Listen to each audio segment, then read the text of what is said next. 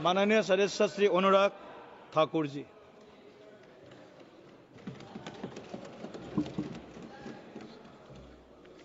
धन्यवाद सभापति महोदय। मैं माननीय प्रधानमंत्री जी को अपनी पार्टी का आभार प्रकट करता हूं, जिन्होंने मुझे वक्फ संशोधन विधेयक यानी कि उम्मीद unified Waqf management empowerment efficiency and development के समर्थन के में बोलने के लिए मौका दिया है। ये विधेयक नहीं, एक उम्मीद है। इस उम्मीद में एम्पावरमेंट है, एफिशिएंसी है, डेवलपमेंट है और कहीं ना कहीं इसी को देखकर आज जहां देश भर के लोग इसके समर्थन में हैं, वहीं Catholic bishop conference of India, church of Bharat, Kerala council of churches, Kerala Catholic bishops council और all India Sajjada Nashin council, मुस्लिम राष्ट्रीय मंच जैसी अनेक संस्थाओं ने, चर्च से लेकर मुस्लिम की अन्य सभाओं ने इसका समर्थन किया है। उसके लिए भी मैं उनका बहुत बहुत आभार प्रकट करता हूं। माननीय सभापति जी, वक्फ को बदलने का वक्त आ गया है, क्योंकि यह अत्याचार और भ्रष्टाचार का एक ऐसा अड्डा बन गया है। उसको खत्म करने का और बदलने का समय आया है।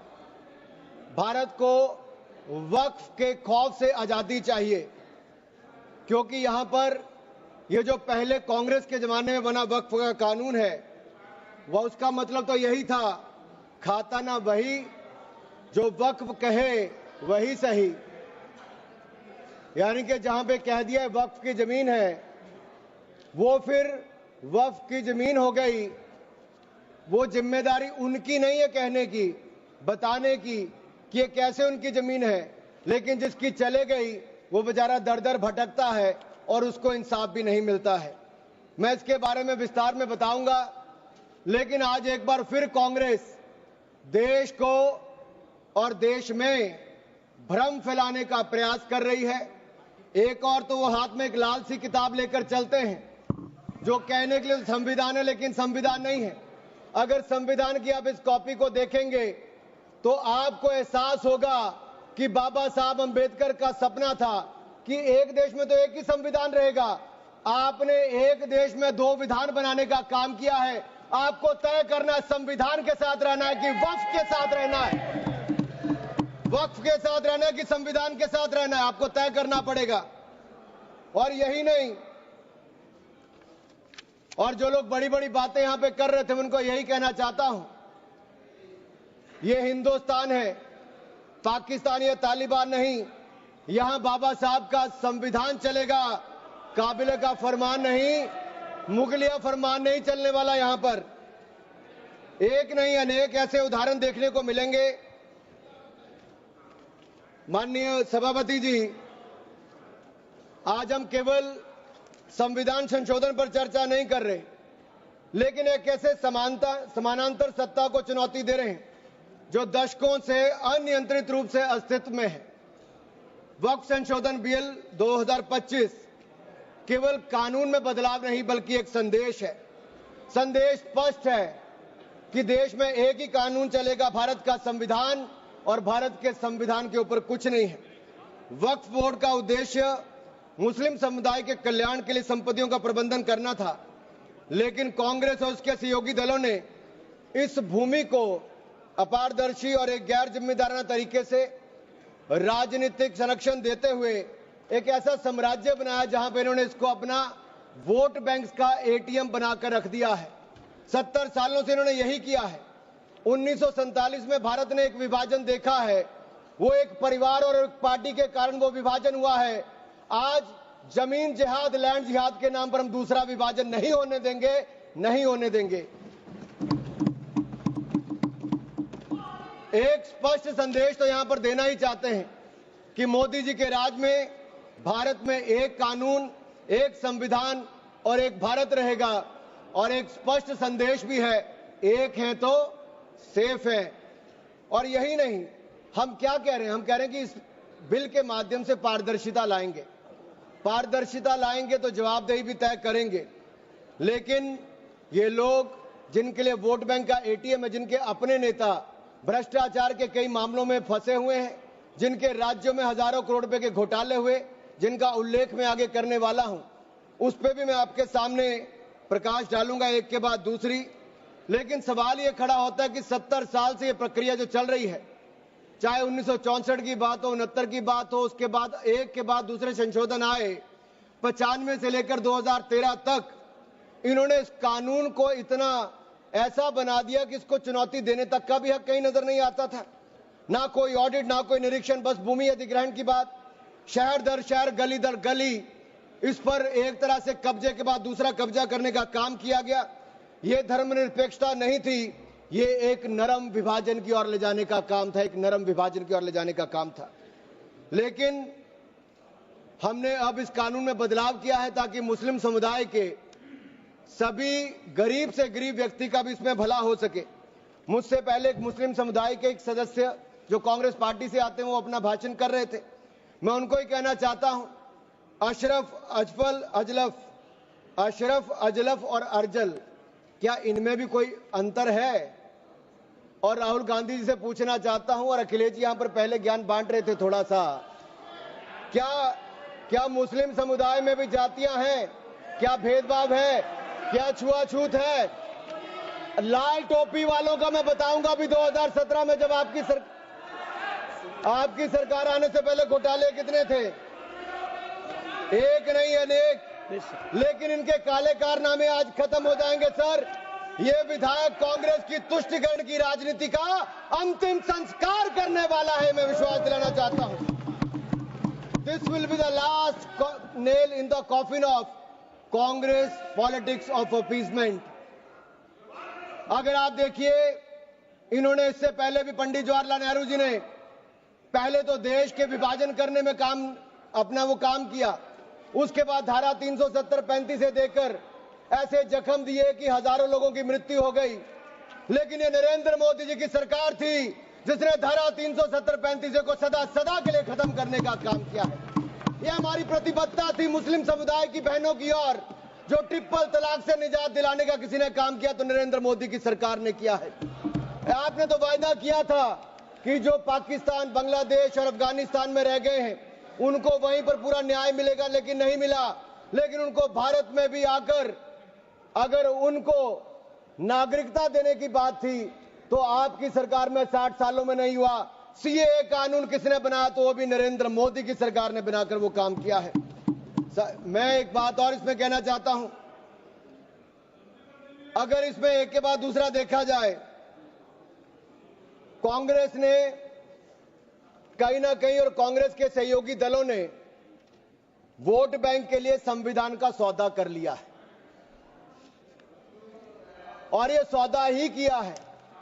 तभी तो हमने एक के बाद दूसरे उदाहरण देकर कहा कि आपने कैसे उसको अपना वोट बैंक किया, एटीएम बना के रखा। लेकिन ये जो बिल है, ये अन्याय की जड़ पर प्रहार है, और इस प्रहार के बाद सबको न्याय, न्याय और न्याय ही मिलने वाला है। हमने कहा है कि प्रत्येक वक्फ संपत्ति रजिस्टर हो, पंजीकृत हो, उसके आंकड़े होने चाहिए, और हर झगड़ा कानून के अंतर्गत हल हो, किसी डर और भय के अंतर्गत ना हो। आपको इस बात का क्यों डर है? अगर किसी को न्याय मिलता है, ट्रिब्यूनल के बाद अगर कोई हाई कोर्ट, सुप्रीम कोर्ट जाना चाहता है तो आप क्यों रोकते हो? देश में हर कानून के अंतर्गत, चाहे इनकम टैक्स का हो या कोई भी हो, आप एक के बाद दूसरे कोर्ट जा सकते हो। लेकिन वक्फ में ये कानूनी रोक क्यों लगाकर रखी थी? ये बिल जो कहा गया किसी धर्म के खिलाफ, ये बिल किसी धर्म के खिलाफ नहीं है। यह बिल भ्रष्टाचार, धोखा और धार्मिक सामंतवाद के खिलाफ है, और हम इसके खिलाफ रहेंगे। ये बात स्पष्ट है कि ये आस्था का विषय नहीं है। As long as prime minister Modi is the PM, the shops of appeasement will remain shut. This bill is not about Hindu versus Muslim. This is law versus lawlessness, constitution versus corruption, Bharat versus internal partition. और ये partition एक बार हो गया, अब आपके कारनामों के कारण बार बार नहीं होने देंगे। सर, मैं एक अंतर्राष्ट्रीय स्तर पे क्या परिस्थितियां वो थोड़ा बताना चाहता हूं। टर्की में 1923 के बाद 1924 में मिनिस्ट्री ऑफ वक्फ इसको एबॉलिश कर दिया गया, और वहां पे जनरल डायरेक्टरेट ऑफ फाउंडेशन बना, जो रेस्टोरेशन, मेंटेनेंस और यूटिलाइजेशन वक्फ प्रॉपर्टीज का करता है, और ये इसके बाद इसको लोगों की भलाई के काम के लिए पैसा लगाता है। कुवैत में भी ministry of Waqf and Islamic affairs है, ये एसेट, मस्जिद, स्कूल, अस्पताल, इन सबका देखरेख करता है और मॉडर्नाइजेशन के माध्यम से, टेक्नोलॉजी के माध्यम से इसका फायदा उठाते डिजिटलाइजेशन किया है। लेबनान में ministry of endowments and Islamic affairs है, जो इसकी मैनेजमेंट और यूटिलाइजेशन को सारे को देखती है और चैरिटेबल और कम्युनिटी के काम को देखती है। सीरिया में भी मिनिस्ट्री ऑफ वक्फ है, जहां पर एप्रोप्रिएट यूज हो, रेवेन्यू हो, चैरिटेबल पर्पस हो, उसके लिए काम किया जाता है। इराक में भी सुन्नी एंडोमेंट और शिया एंडोमेंट ऑफिस है और ये भी सीधा सेंट्रलाइज फ्रेमवर्क के माध्यम से काम करता है। सऊदी अरेबिया में जनरल अथॉरिटी ऑफ वक्फ है, जो इंडिपेंडेंट पब्लिक बॉडी है। सिंगापुर में MUIS है, जो स्टैट्यूटरी बॉडी है, वो मिनिस्ट्री ऑफ कम्युनिटी डेवलपमेंट के अंतर्गत है। ये वक्फ मैनेजमेंट के डिजिटल सिस्टम के माध्यम से काम करता है। इंडोनेशिया में भी इंडोनेशियन वक्फ बोर्ड है, जो इंश्योर करता है अच्छे काम करने के लिए, उनके भलाई के लिए। तुनिसिया में भी, इजिप्ट में भी, रशिया में भी, फ्रांस में इसी तर्ज पे काम किया गया है, लेकिन यहां पर ऐसा नहीं किया गया। यहां पे इसके खिलाफ ही काम करते रहे। चंद लोगों के हाथ में, राहुल गांधी जी कहते हैं कि चंद लोगों के हाथ में देश की संपत्ति है। राहुल गांधी जी सदन में नहीं, लेकिन मैं उनको बताना चाहता हूं, मात्र 200 लोगों के हाथ में अपने वक्फ बोर्ड दे रखे हैं और देश की लाखों करोड़ रुपए की संपत्ति उनको दे रखी है। क्या उनसे छुटकारा दिलाना चाहिए कि नहीं दिलाना चाहिए? क्या आम मुस्लिम को उसका लाभ मिलना चाहिए कि नहीं मिलना चाहिए? क्या मुस्लिम महिलाओं को, बच्चों को लाभ मिलना चाहिए कि नहीं मिलना चाहिए? क्या विधवाओं को लाभ मिलना चाहिए कि नहीं मिलना चाहिए? आप महिला विरोधी क्यों हैं? मुस्लिम विरोधी क्यों हैं? आप बदलाव विरोधी क्यों हैं? ये सवालों का जवाब आपको देना ही पड़ेगा। सर, एक कहावत है जो यहां पर बाहर कहा जाता है कि पता है यहां से बहुत दूर, पता है यहां से बहुत दूर, और गलत और सही के पार एक मैदान है। पता है यहां से बहुत दूर, गलत और सही के उस पार एक मैदान है। मैं वहां मिलूंगा तुझे, और अगर वक्फ का बस चला तो वक्फ की संपत्ति बन जाएगा। यानी कि जिस पे भी नजर रखोगे वक्फ की संपत्ति बन जाएगा, और उसमें से आपको इंसाफ मिल नहीं पाएगा, क्योंकि ऐसी हालत कर दी है। सर, अगर आप देखेंगे वक्फ की सच्चाई क्या है, भारत में ऐसा कौन सा कानून है जिसने आपका घर, आपका मंदिर, यहां के आपके पूरे गांव छीन लिए? भारत में कौन सा ऐसा कानून है जिसने आपका घर, आपके मंदिर, आपके पूरे गांव छीन लिए?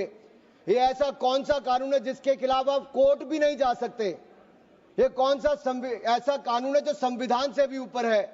इसका नाम वक्फ है, जो कांग्रेस के समय बना है। सर, इसने गुरुद्वारे हो, मंदिर हो, घर हो, गांव हो, सब पे कब्जा करने का काम किया है। एक तुगलकी फरमान है सेक्शन 40, इसमें दान देने वाला किसी भी धर्म का हो सकता है, लेकिन देखभाल करने वाला मुसलमान ही होना चाहिए। ये मंदिर में तो ऐसा नहीं है। सरकारें मंदिर का, ये कर्नाटक की सरकार है कांग्रेस की, 450 करोड़ रुपया साल का आप इकट्ठा करते हैं, कहां खर्च करते हैं? कौन जवाब देता है उसका? एक एक रुपए का हिसाब आपको देना चाहिए था। क्या किसी मस्जिद का पैसा आपने लिया? क्या किसी वक्फ बोर्ड का पैसा आपने लिया? लेकिन कर्नाटक में जो घोटाले हुए सर, उसमें इनके राष्ट्रीय अध्यक्ष मल्लिकार्जुन खड़गे जी का नाम भी आता है, जहां पर क्या हुआ सर? यही नहीं,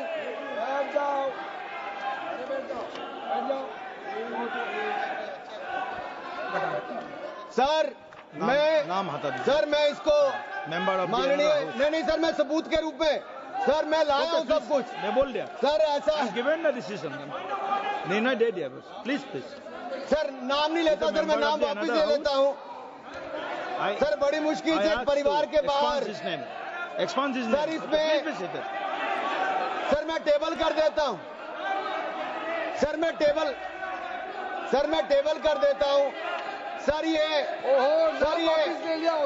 मैं टेबल कर देता हूं। सर सर आपकी अनुमति हो तो मैं ऑथेंटिकेट करके टेबल कर देता हूं। सर जी नाम वापस ले लिया, एक मिनट वापस ले लिया। ठीक है, एक मिनट आप सब बैठिए, आप सभी लोग बैठिए, आप सब लोग बैठिए। माननीय Venugopal ji please. Please please sir we are कौन सा रूल में बोल रहे हैं आप? To sir 352. while a member is speaking to him of the नाम डिलीट कर दिया, बताइए। sir sir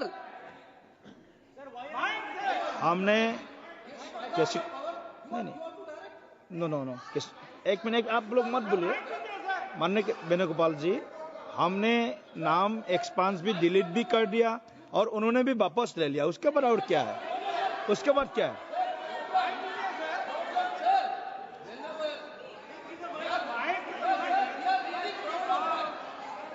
माइक दीजिए।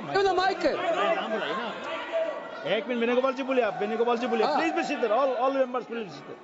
sir while he is speaking he is totally misled the house, not only misleading the house, he took the name of honorable leader of opposition of Rajya Sabha here in a very bad way. We are really proud sir we are really proud of that. We are having a Congress president who came from the grassroots level of this country.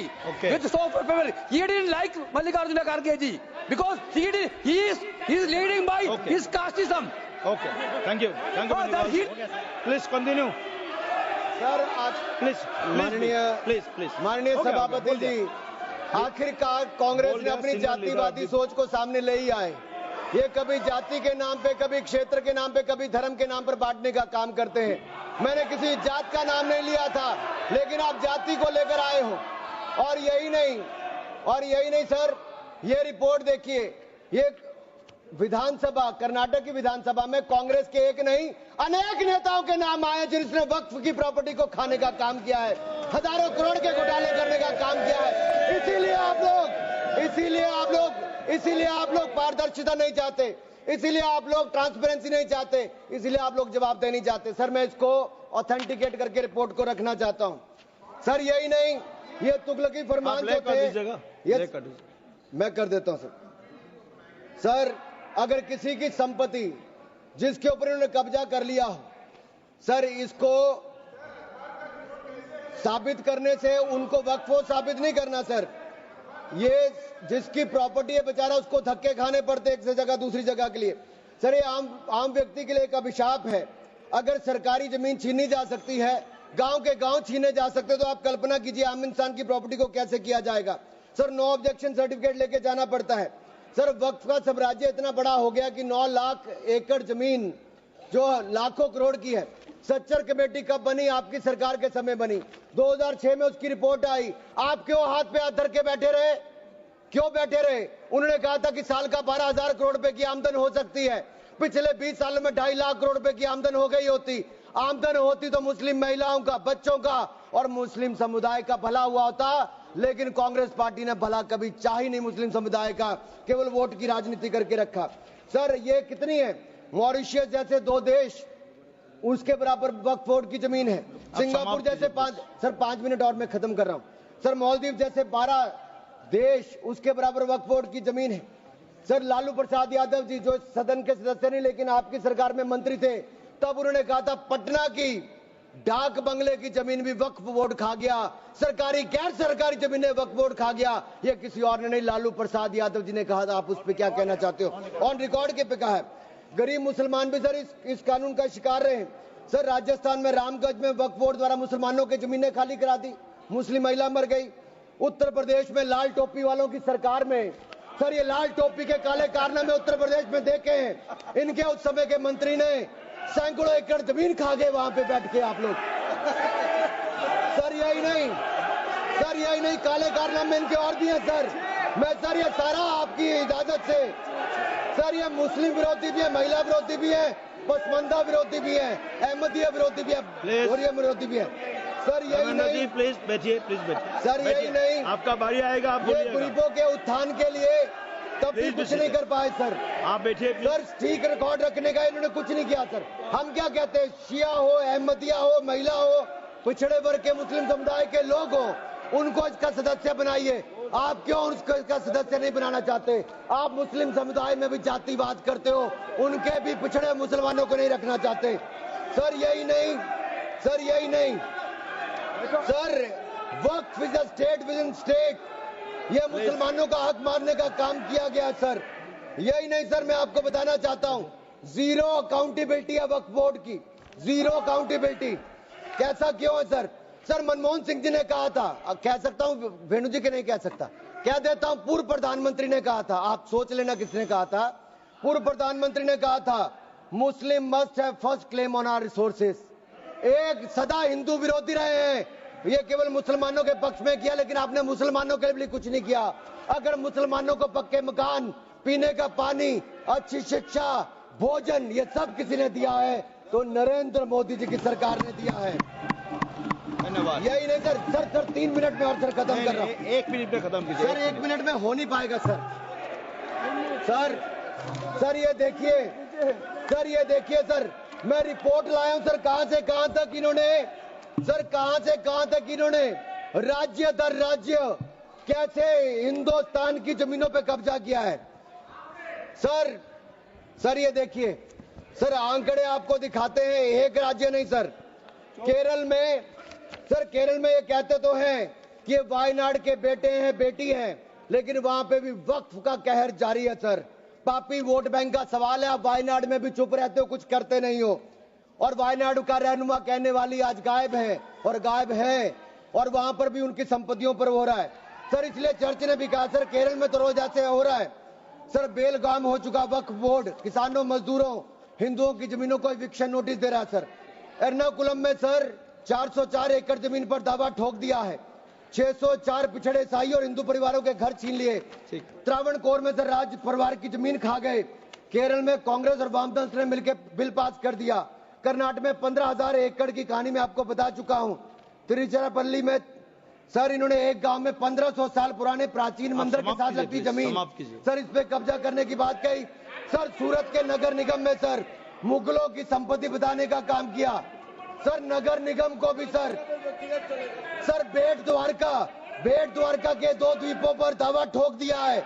क्या भगवान कृष्ण से पहले इस्लाम धर्म आ गया था? क्या भगवान कृष्ण से पहले इस्लाम धर्म आ गया था सर? यही नहीं, कल क्या आनंद भवन और नेशनल हेरिटेज पर आकर, मैंने अभी बार सुना था कि आनंद भवन और नेशनल हेरिटेज पर वक्फ बोर्ड अपना दावा ठोकने वाले हैं, तो दे दोगे क्या?